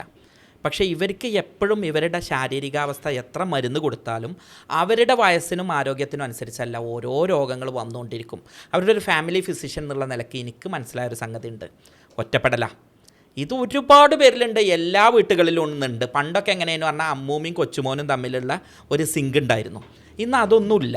അതിൻ്റെ പ്രധാനം ഒരു റിയാലിറ്റിയും കൂടെ നമ്മളവിടെ റീഡ് ചെയ്യണം. ഈ അമ്മയ്ക്ക് എൻ്റെ അടുത്ത് ആരുമില്ല, എൻ്റെ മക്കൾ എന്നെ നോക്കുന്നില്ല എന്ന് പറയുമ്പോൾ 50, 40, 30 വർഷങ്ങൾക്ക് മുൻപ് ഇതേ മോനെ കുപ്പിപ്പാലും കൊടുത്ത് മുലപ്പാൽ നിഷേധിച്ച് ക്രഷിലാക്കിയിട്ട് ജോലിക്കോ മറ്റ് കാര്യത്തിനോ പോയ ഒരു അമ്മയും ഒരച്ഛനും അവിടെ ഉണ്ട്. ആ കുട്ടിക്ക് കൊടുക്കാത്ത ബാല്യം, ആ കുട്ടിക്ക് കിട്ടാത്ത കൗമാരം, പിന്നെ വയസ്സാവുമ്പോൾ ഉമ്മ അമ്മ സ്നേഹം വേണം എന്ന് പറഞ്ഞ് ചോദിക്കുന്നതിൽ ഒരു നീതികേടുണ്ട്. ഇത് യാഥാർത്ഥ്യത്തോടൊപ്പം തന്നെ ഇതിൻ്റെ ഒരു സാഹചര്യത്തിൻ്റെ യാഥാർത്ഥ്യമാണ്. ഇത് വേണം, പഠനവും ജോലിയും മുടക്കാതെ ഇതിനൊരു ബാലൻസ് ചെയ്ത് കൊണ്ടുപോകുമ്പോഴാണ് വിജയിക്കുന്നത്. അങ്ങനെ ബാലൻസ് ചെയ്ത് കൊണ്ടുപോയിട്ട് ഞാൻ നേരത്തെ പറഞ്ഞ പോലെ തന്നെ പറയാൻ പറ്റും, എൻ്റെ കുട്ടിക്ക് എൻ്റെ കരിയറും എൻ്റെ എല്ലാം ഒഴിവാക്കി ഞാൻ അവന് കൊടുത്തിട്ടുണ്ട് എന്നുണ്ടെങ്കിൽ ആ രക്ഷിതാവിന് തീർച്ചയായും പറയാൻ പറ്റും, എൻ്റെ മോൻ എന്നെ നോക്കും, അവൻ ഏത് അമേരിക്കയിലാണെങ്കിലും അവൻ എൻ്റെ ഒപ്പം ഉണ്ടാവും, എനിക്ക് വേണ്ടി സമയം ചെലവഴിക്കും, ഞാൻ ഒറ്റപ്പെടില്ല എന്ന്. നേരത്തെ പറഞ്ഞ അതേ ഉത്തരം തന്നെ, ഞാൻ ഒറ്റപ്പെടില്ല, അവനെ ഞാൻ ഒറ്റപ്പെടുത്തിയിട്ടില്ലെങ്കിൽ. അല്ല, വാർദ്ധക്യത്തിൽ ഇപ്പോൾ താങ്കൾ നേരത്തെ പറഞ്ഞ പോലെ വാർദ്ധക്യത്തിൽ ഒറ്റപ്പെടുന്നു. പല വൃദ്ധന്മാരും വാർദ്ധക്യത്തിലെത്തിയ അച്ഛനമ്മമാർ പറയാറുള്ളത്, ഞാൻ കൊടുത്ത സ്നേഹമൊന്നും എൻ്റെ മക്കൾ എനിക്ക് തിരിച്ചു തരുന്നില്ല എന്നാണ്. നമ്മൾ തിരിച്ചു തരാൻ വേണ്ടി കൊടുത്തതിൻ്റെ പേര് കടമെന്നല്ലേ? നമ്മൾ നമ്മുടെ മക്കൾക്ക് സ്നേഹം കടം കൊടുത്തിട്ടുണ്ടോ? കൊടുത്തത് തിരിച്ച് പ്രതീക്ഷിക്കരുത്. Study and migrate to Canada, study and migrate to New Zealand, study and migrate to German. Study and migrate to UK എന്നൊക്കെ പറഞ്ഞ ബോർഡുകൾ വെച്ച ഓഫീസുകളിൽ ഈ കുട്ടികളെയും കൊണ്ട് ക്യൂ നിൽക്കുകയാണ്. എന്തിനാ? അവിടെ പഠിപ്പിച്ച് എവിടേക്ക് മൈഗ്രേറ്റ് ചെയ്യാൻ. അതൊക്കെ ചെയ്ത് അവർ UK പാശ്ചാത്യ നാടുകളിലും ജോലിയൊക്കെ വാങ്ങി അവിടെ ജീവിക്കുമ്പോൾ ഇവിടെ ഇരുന്ന് പരാതി പറയുക, അയ്യോ ഞാൻ ഒറ്റക്കായി ആവുമല്ലോ. ആക്കിയതാരാണ്? ആകാതെ രക്ഷയില്ല. നമ്മുടെ നാട്ടിലെ സാമൂഹ്യ സാമ്പത്തിക ചുറ്റുപാട് അവരങ്ങനെ ആക്കിയതാണ്. താങ്കൾ നേരത്തെ പറയണ്ടായി മുലപ്പാൽ കൊടുക്കേണ്ട സമയത്ത് ക്രഷിലാക്കി ആക്കാൻ നിർബന്ധിതരായതാണ് അല്ലേ? ജോലിയില്ലാതെ ജീവിക്കാൻ കഴിയില്ലല്ലോ. ഈ അവര് ക്രഷിൽ കൊണ്ടുപോയി ആക്കിയിട്ട് വീട്ടിൽ വന്ന് കിടന്നുറങ്ങല്ലല്ലോ, ജോലിക്ക് പോകുന്നു. അപ്പോൾ പണ്ട് നമ്മളെ ഊട്ടാനും നമുക്ക് ഭക്ഷണം നൽകാനൊക്കെ നമ്മുടെ ചുറ്റുപാട് മതിയായിരുന്നു. ഇന്ന് അങ്ങനെയല്ലല്ലോ. ഭൂഖണ്ഡങ്ങൾ താണ്ടി എവിടെയൊക്കെ പോയിട്ടാണ് നമ്മുടെ ആളുകളെ ജോലി. അപ്പോൾ നമ്മൾ എന്ത് ചെയ്യണം? ഈ വയസ്സായ മാതാപിതാക്കൾ ഇത് സ്വയം തിരിച്ചറിഞ്ഞ്, ഒരു പക്ഷേ എൻ്റെ നല്ല ചോയ്സ് വൃദ്ധസദനമാണ് എന്ന് സ്വയം തിരിച്ചറിയണം. അല്ലാതെ കാനഡയിലോ ജർമ്മനിയിലോ ന്യൂസിലൻഡിലോ കിടക്കുന്ന മകന് ഇയാളെ വന്ന് സംരക്ഷിക്കാൻ കഴിയില്ല. ഇവർ മഹാഭൂരിപക്ഷം അങ്ങോട്ട് പോവില്ല. കാരണം ജീവിതത്തിൽ ഇന്നേ അവർ ശീലിച്ച കാലാവസ്ഥയോ ഭക്ഷണമോ ഒന്നുമല്ലല്ലോ അവിടെ ഉണ്ടാകുന്നത്. അപ്പോൾ അവരങ്ങോട്ട് പോവില്ല. ദെൻ എന്താണ് അടുത്ത ഓപ്ഷൻ? ഈ പറഞ്ഞ പോലെ തന്നെ വൃദ്ധസദനം എന്നൊക്കെ പറയുന്നത് TV കൊച്ചുബാവ നോവൽ എഴുതിയിരുന്ന ആ കാലഘട്ടത്തിൽ വൃദ്ധസദനം എന്നുള്ളത് ഒരു മോശപ്പെട്ട വാക്കായിരുന്നു. ഇന്ന് നമ്മുടെ സാമൂഹ്യ സാമ്പത്തിക പരിസ്ഥിതികൾ വൃദ്ധസദനത്തിൻ്റെ പേര് കുറച്ച് നന്നാക്കിയിട്ടുണ്ട്. കാരണം ഒരു ഓപ്ഷനായിട്ട് പലരും ഇന്ന് അല്ല, ഞാൻ അതിന് തിരിച്ച് പറയുന്ന ഒന്നുണ്ട്. ഈ വൃദ്ധസദനം എന്നുള്ളതല്ല എനിക്ക് വ്യക്തിപരമായിട്ട് അതിൽ പറയാനുള്ളത്. നിങ്ങൾ വീട്ടിൽ ഒറ്റക്കാണെങ്കിലും ആ മോൻ്റെ ഒരു വിളി, അത് ഫോണിൽ അലാറം വെച്ച് ആർട്ടിഫിഷ്യൽ ഇൻ്റലിജൻസ് വിളിക്കുന്ന പോലുള്ള ഒരു വിളിയല്ല. എന്തൊക്കെയാണ് വർത്താനം, എന്തൊക്കെയാണ് അവിടുത്തെ കോഴിക്കൂട് എന്തായി, അവിടുത്തെ പാൽക്കാരൻ എന്തായി, അവിടുത്തെ നെല്ലെന്തായി, ചേനെന്തായി, ചേമ്പെന്തായി എന്ന് പറഞ്ഞ് അവരിലേക്ക് ഇറങ്ങി വന്നിട്ടുള്ളൊരു വിളി. അതല്ലാതെ ഫോണിൽ അലാറം വെച്ച് ഓണത്തിന് ഞാൻ ഇപ്രാവശ്യം വരില്ല, ടിക്കറ്റ് ചാർജ് കൂടുതലാണ് പറയണല്ല. ആ വിളി തന്നെ മതിയേ. അതുപോലും കൊടുക്കല്ല എന്നുള്ളതാണ്. ഞാനീ പറഞ്ഞ ഫിസിക്കലി അവിടെ ഉണ്ടാവണമെന്നൊന്നുമല്ല. ആ ഒരു ഉമ്മാക്ക് ഒരു വർഷം താലോലിക്കാൻ ഒരൊറ്റ ചോദ്യം മതിയാവും. അതുപോലും ചോദിക്കാൻ മനസ്സില്ലാതെ ആവുന്നത് നേരത്തെ ഈ പറഞ്ഞിട്ടുള്ള വിഷയങ്ങളാണ്. ഇതിൻ്റെ കൂട്ടത്തിൽ പറയേണ്ട കുറേ കാര്യങ്ങളുണ്ട്. പ്രത്യേകിച്ച് വയസ്സായ ആളുകളെ കൂടുതലായിട്ട് കാണുന്നത് കൊണ്ട്, അവരെപ്പോഴും ഇതുപോലെ ഓൺലൈൻ കൺസൾട്ടേഷനിലൊക്കെ വരുന്നത് കൊണ്ട് ഡിപ്രഷൻ ഭയങ്കരമാണ്. നമ്മൾ ഡിപ്രഷൻ എന്ന് പറഞ്ഞാൽ അതിനെ മാറ്റി നിർത്തും. ഇവൻ ആരോടും മിണ്ടാത്ത ഒരാളാണ്, അല്ലെങ്കിൽ ഓൻ ഒഴിഞ്ഞു നിൽക്കുന്നതാണ് എന്ന്. പക്ഷേ അതിൻ്റെ കോൺസിക്വൻസസ് കൂടി നമുക്കൊന്ന് ചർച്ച ചെയ്യണം. ആത്മഹത്യ എന്നുള്ളൊരു സംഗതിയുടെ പ്രധാന കാരണം മാനം പോയതല്ല, പൈസ പോയതല്ല, സ്കൂൾ തോറ്റതല്ല. സ്കൂൾ തോറ്റ എത്ര കുട്ടികൾ തോൽക്കണു? പക്ഷെ ഓളൊന്നും ആത്മഹത്യ ചെയ്യണില്ലല്ലോ, വളരെ അപൂർവം അങ്ങനെ ചെയ്യുന്നുള്ളൂ.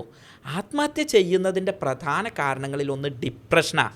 ഡിപ്രഷൻ ഒരാൾക്ക് ഉണ്ടെങ്കിൽ അയാൾ ചിരിച്ച് നിൽക്കുകയാണെങ്കിലും പോയി ആത്മഹത്യ ചെയ്യുക. പ്രത്യേകിച്ച് ബൈപ്പോളാർ ഡിസീസ് പോലുള്ള കേസുകളൊക്കെ വന്നാൽ അവൻ ആ ഒരു മാനിയാക് സ്റ്റേജും അതുപോലെ തന്നെ ഡിപ്രഷനിലേക്ക് പോകുമ്പോൾ ഏത് സമയവും പോയിട്ട് ആത്മഹത്യ ചെയ്യുക. നമ്മളെന്താ പറയുക അറിയോ? അവൻ ആത്മഹത്യ ചെയ്തു, അവൻ്റെ കൊള്ളരുതായ്മ, വളർത്തുദോഷം. അല്ല, ഡിപ്രഷൻ, ഒറ്റപ്പെടൽ, ആളുകൾക്ക് മനസ്സിലെ ടെൻഷൻ താങ്ങാതെയായാൽ ആത്മഹത്യ എന്ന വലിയ വിപത്ത് അവിടെ കിടക്കുന്നുണ്ട്. കൊളസ്ട്രോൾ കൂടിയ അറ്റാക്ക് വരുമെന്ന് പറയുന്ന പോലെ ഡിപ്രഷൻ കൂടിയാൽ ആത്മഹത്യ എന്ന രോഗം അവിടെ വരും. അത് സ്വഭാവദോഷമല്ല. ആത്മഹത്യ ഒരു ഫെയിലിയറിനെ നേരിടാൻ പറ്റാത്തതാവുന്നതിന് ആത്മഹത്യയെ ഞാനൊരു സ്വഭാവദോഷം എന്നുള്ള രൂപത്തിൽ പറയും. പക്ഷേ ഡിപ്രഷൻ എന്നുള്ളത് അവൻ്റെ രോഗം അവന് ചീക്കുന്നതാണ്. ആ സംഗതിയിലേക്ക് കാരണം നല്ലൊരളവ് വരെ സമൂഹമാണ്. ആ സമൂഹം എന്താ ചെയ്യുക? അവൻ ഒറ്റപ്പെടുത്തും. അവനൊരു കമ്പനി കൊടുക്കില്ല, അവന് തുറന്ന് പറയാൻ ആളുണ്ടാവില്ല. അവൻ്റെ പ്രയാസങ്ങൾ, വല്ലവരുടെയും പ്രയാസം ഇവൻ്റെ തലയിലുണ്ടാവും. പറഞ്ഞാൽ കേൾക്കാത്ത മക്കൾ, അല്ലെങ്കിൽ എപ്പോഴും ഉപദേശവുമായിട്ട് വരുന്ന വാപ്പ, ഇതിനായിട്ട് കാലഘട്ടത്തിൻ്റെ ജനറേഷൻ ഗ്യാപ്പുമായിട്ട് നിൽക്കുന്ന മക്കളും കുട്ടികളും ഉമ്മയും ഉപ്പയും വല്യമ്മയും വല്ലിപ്പയും മരുമോളും. ഇങ്ങനെയുള്ള ഫാമിലിയിൽ ഡിപ്രഷൻ വളരെ വ്യാപകമാണ്. ഇതുകൊണ്ടാണ് വളരെ പ്രമുഖരും പ്രബുദ്ധരും എന്ന് പറയുന്ന മലയാളികൾ ഇത്രയൊക്കെ ഉണ്ടായിട്ടും ഇത്രയൊക്കെ അറിവുണ്ടായിട്ടും ആത്മഹത്യ ചെയ്യുന്നത്. ശരിയാണ് താങ്കൾ പറഞ്ഞ ഡിപ്രഷൻ ഇന്ന് മലയാളികളിൽ വളരെ ഒരു പഠനം പറയുന്നത് വീട്ടമ്മമാരിൽ ഒരു 27% വിഷാദരോഗത്തിൻ്റെ പിടിയിലാണ്. വിഷാദരോഗം തീർച്ചയായിട്ടും മൂർച്ഛിക്കുമ്പോൾ ആത്മഹത്യയിലേക്ക് നയിക്കും. അപ്പോൾ അതേക്കുറിച്ച് വിശദമായി താങ്കൾ സംസാരിച്ചു. എനിക്ക് പറയാനുള്ളത് ഇതാണ്, വിഷാദരോഗത്തെ ഒരിക്കലും സില്ലിയായിട്ട് എടുക്കരുത്. വിഷാദരോഗത്തിൻ്റെ ലക്ഷണങ്ങൾ ഒരാൾ ഉൾവലിഞ്ഞ് നിൽക്കുന്നു, അല്ലെങ്കിൽ എന്നത്തെയും പോലെ ആക്ടിവിറ്റി കാണിക്കുന്നില്ല, എന്നുള്ളതൊരു വിഷാദരോഗത്തിൻ്റെ ലക്ഷണമാണോ എന്ന് കൂടെ നിൽക്കുന്നവരാണ് ആദ്യം സംശയിക്കേണ്ടത്. അതിന് ഉടൻ വേണ്ട മെഡിക്കേഷൻ കൊടുക്കണം. അല്ലെങ്കിൽ ഈ പറഞ്ഞ പോലെ ഡിപ്രഷനും മാനിയയും സ്വാപ്പ് ചെയ്ത് വരുമ്പോൾ അതൊരു ആത്മഹത്യയിലേക്ക് നയിക്കും. ആത്മഹത്യയെക്കുറിച്ച് പറഞ്ഞപ്പോഴാണ് നമ്മുടെ വിദ്യാർത്ഥികളുടെ ഇടയിൽ ആത്മഹത്യ പ്രവണത കൂടുകയാണ്. നിങ്ങൾ ഈ ഫോറൻസിക് സർജന്മാരോട് ചോദിക്കുക, അവരുടെ പോസ്റ്റ്മോർട്ടം ടേബിളിൽ വരുന്ന ബോഡികളിൽ ഗണ്യമായ വർധനവുണ്ടാകുന്നത് ഈ കൗമാരക്കാരിലാണ്. ഒരുപാട് കാര്യങ്ങളുണ്ട്, ഒരുപാട് പ്രശ്നങ്ങളുണ്ട് അതിൽ. ഞാൻ ഈ നേരത്തെ പറഞ്ഞ പാരൻറ്റിങ്ങിലൊരു പ്രശ്നമുണ്ട്, സ്ട്രെസ് ഒരു പ്രശ്നമാണ്.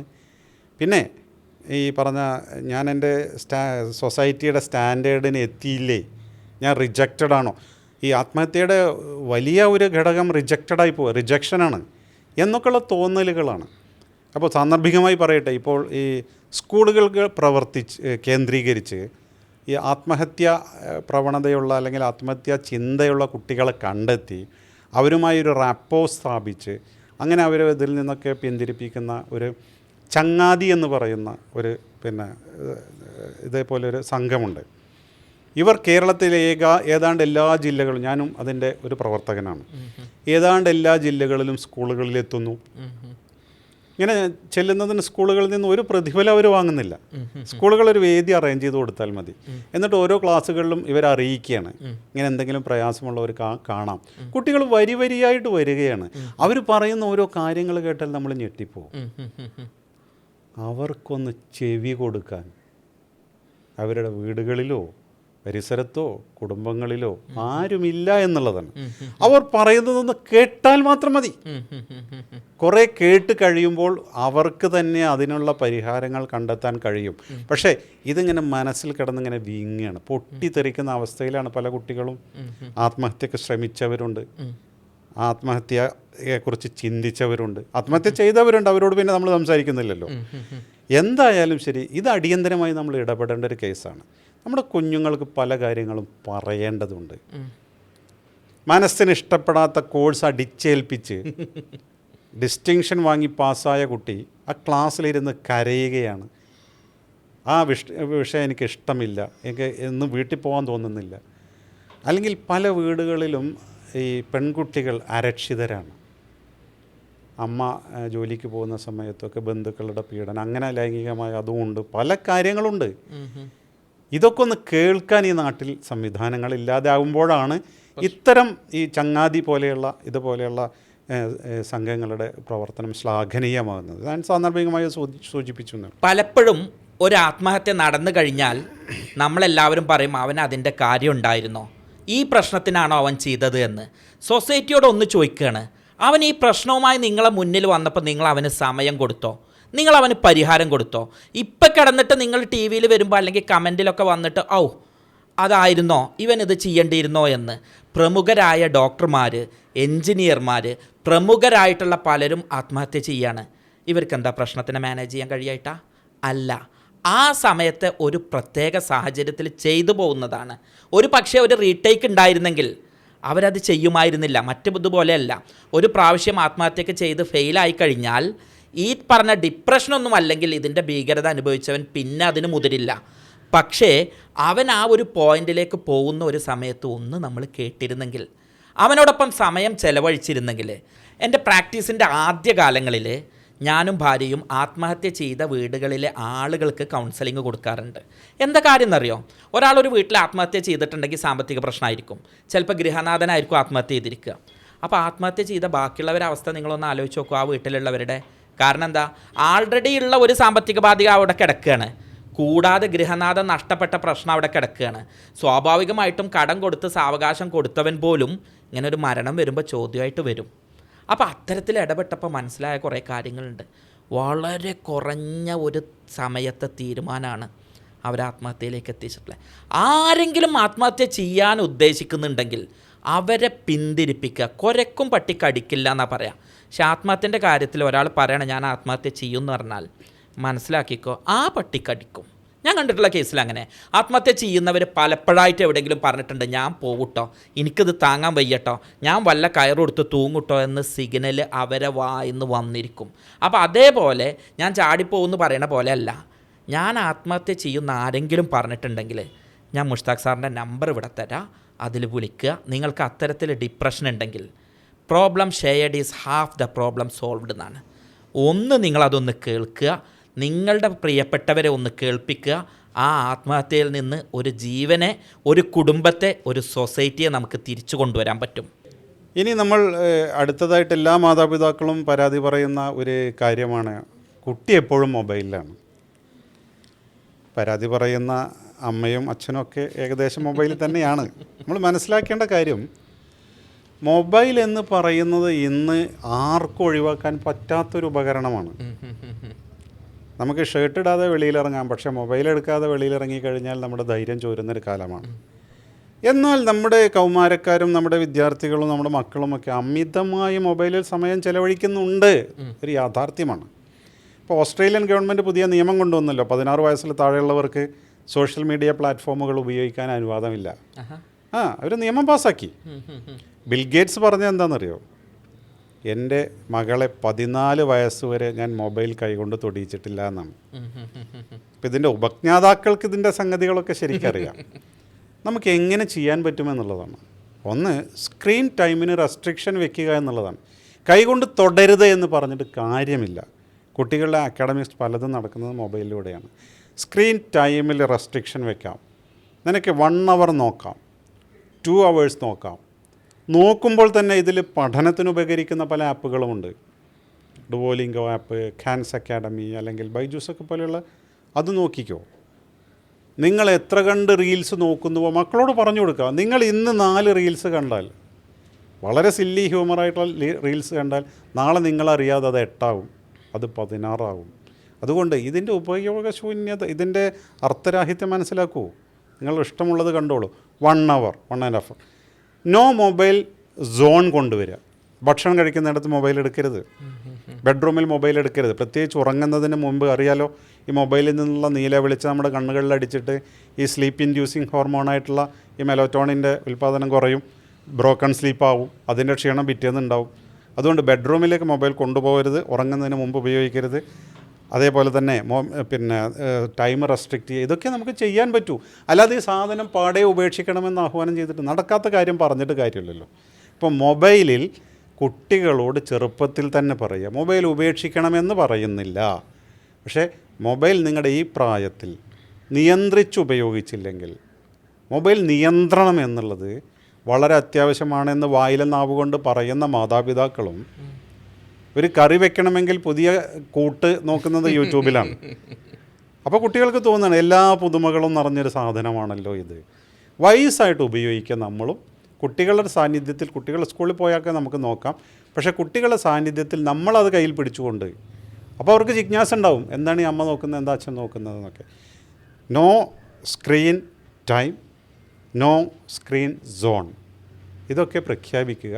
കൺട്രോൾ ചെയ്യാനേ നമുക്ക് കഴിയുള്ളൂ. പിന്നെ മാത്രമല്ല, ഈ മൊബൈൽ ഉപയോഗത്തെ പ്രതിരോധിക്കാനുള്ള ഒരു കാര്യവും നമ്മുടെ സ്കൂളുകൾ കേന്ദ്രീകരിച്ച് നടക്കുന്നില്ല എന്നുള്ളതൊരു വലിയ യാഥാർത്ഥ്യമാണ്. അല്ലേ? എന്തെങ്കിലും ബോധവൽക്കരണം ഉണ്ടോ? സ്കൂളുകൾ തന്നെ പലതും റീൽസ് ഇടാൻ കുട്ടികളെ പ്രേരിപ്പിക്കുകയാണ്. അവർ സ്കൂളിലേക്ക് അഡ്മിഷൻ ഉണ്ടാക്കാൻ അവിടെയുള്ള പ്രോഗ്രാമുകൾ മുഴുവൻ കുട്ടികളെ കൊണ്ട് സ്റ്റാറ്റസ് ആക്കിയിട്ട്, സ്റ്റോറി ആക്കിയിട്ട് ചെയ്യിപ്പിക്കുകയാണ്. ഇപ്പോൾ കണ്ടില്ലേ നിങ്ങൾ, ഷുഗർ ബോർഡ് എന്ന് പറഞ്ഞിട്ട് ബോർഡ് വെക്കാൻ പറഞ്ഞു CBSE എല്ലാ സ്കൂളുകളിലും. മിഠായിയിൽ, ഇന്ന മിഠായിയിൽ ഇത്ര അളവ് ഷുഗർ, ഇന്ന ഭക്ഷണ പദാർത്ഥത്തിൽ ഇത്ര അളവ് ഷുഗർ. കാരണം കുട്ടികളിൽ ഒബീസിറ്റി വർദ്ധിക്കുകയാണ്. ഈ ഇതുപോലെയുള്ള കുട്ടിക്കാലത്ത് തന്നെ ഡയബറ്റീസ് വരികയാണ്. അതേപോലെ അഡ്രസ്സ് ചെയ്യേണ്ട ഒരു വിഷയം തന്നെയാണ് ഇതും. തീർച്ചയായിട്ടും. മൊബൈൽ ഫോൺ ഞാനൊക്കെ 90കളുടെ പ്രൊഡക്റ്റാണ്. അന്ന് TV കണ്ടാൽ കണ്ണ് പൊട്ടുമെന്നാണ് പറഞ്ഞിരുന്നത്. അന്ന് TV കണ്ടിട്ട് കണ്ണ് പൊട്ടി ആരെയും ഇന്ന് ഞാനിതുവരെയായിട്ട് കണ്ടിട്ടില്ല. അത് കാലഘട്ടത്തിൽ നിന്നുള്ള ഒരു പിന്നോക്കം വലിക്കലുമായിരുന്നു. അതുകൊണ്ട് തന്നെ പറയട്ടെ, പലപ്പോഴും അന്ന് TV കാണരുതേ എന്ന് പറഞ്ഞ പല ആളുകളും ഇന്ന് ഞങ്ങളെ ചാനൽ സബ്സ്ക്രൈബ് ചെയ്യുമോ എന്ന് പറയുമ്പോൾ പുച്ഛം തോന്നാറുണ്ട്. ഒരു ഗാഡ്ജറ്റിനോട് നമ്മൾ ഒരിക്കലും വേണ്ട എന്നും പിന്തിരിഞ്ഞു നിൽക്കുകയോ അല്ല വേണ്ടത്. അതിൻ്റെ ഉപയോഗം ശരിയായ അർത്ഥത്തിൽ മനസ്സിലാക്കിക്കൊണ്ട് അതിൻ്റെ സാധ്യതകളെ ഉപയോഗപ്പെടുത്തിക്കൊണ്ട് ദുരുപയോഗം തടയുന്നതിലാണ് ബുദ്ധി. അതല്ലാതെ മൊബൈൽ മുഴുവനായിട്ട് ഒഴിവാക്കുന്നതിലല്ല. നമ്മളിന്ന് ചർച്ച ചെയ്തിട്ടുള്ളത് നമ്മൾക്ക് കിട്ടിയ സമ്പത്ത്, നമ്മൾക്ക് കിട്ടിയ വിദ്യാഭ്യാസം, നമ്മൾക്ക് കിട്ടിയ ജോലി, ഇതൊക്കെ ഉണ്ടായിട്ടും ഇതൊന്നും ആസ്വദിക്കാൻ പറ്റാത്ത ആളുകളെക്കുറിച്ചാണ്. ഒന്ന് മനസ്സറിഞ്ഞ് ചിരിക്കാൻ പറ്റാതെ, ഒന്ന് റിലാക്സ് ചെയ്ത് ഫോൺ ഓഫാക്കി എങ്ങോട്ടും പോകാൻ പറ്റാതെ ആ ഫോണിനും അടിമയായി. മക്കളെന്താ കാട്ടുന്നത്, ഉമ്മ എന്താ കാട്ടുന്നത്, ഉപ്പ എന്താ കാട്ടുന്നത്, സൊസൈറ്റി എന്താ പറയണത് പേടിച്ച് നിൽക്കാതെ എൻജോയ് ചെയ്യടോ. ഭൂമി എത്ര വിശാലാണ്. അതിന് വേണ്ടിയിട്ടുള്ള ടിപ്സാണെന്ന് പറഞ്ഞതന്നെ. ഒറ്റ കാര്യം കൂടെ പറയട്ടെ, ഇത് കേൾക്കുന്ന എൻ്റെ പ്രവാസി സുഹൃത്തുക്കളോടാണ്. പല സുഹൃത്തുക്കൾക്കും പ്രവാസി സുഹൃത്തുക്കൾക്കും നേരം പോകാനുള്ള ഏക ഉപാധി എന്നുള്ളത് ഈ ഫോണ് മാത്രമാണ്. അവരൊരിക്കലും ഞാൻ കുറ്റം പറയില്ല കേട്ടോ. കാരണം കൂടുള്ള ഒരാളോട് സംസാരിച്ച് കഴിയുകയാണെങ്കിൽ അവന് പിറ്റേന്ന് രാവിലെ എണീറ്റ് ജോലിക്ക് പോകാനുള്ളതാണ്. അതല്ലെങ്കിൽ അപ്പുറത്തെ ബെഡിൽ കിടക്കുന്ന ആൾക്ക് പ്രയാസം വരികയാണ്. അപ്പോൾ അതുകൊണ്ട് തന്നെ പ്രവാസികളോട് ഞാൻ എപ്പോഴും പറയുന്നത് എന്താണെന്നറിയോ, ഇതിനെ ഉപയോഗിക്കാൻ നിങ്ങൾക്ക്.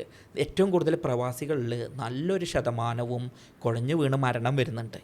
പലരും അതിന് പല കാരണങ്ങൾ പറയുന്നുണ്ടെങ്കിലും ഞാൻ മനസ്സിലാക്കുന്നത് സ്ട്രെസ്സാണ്.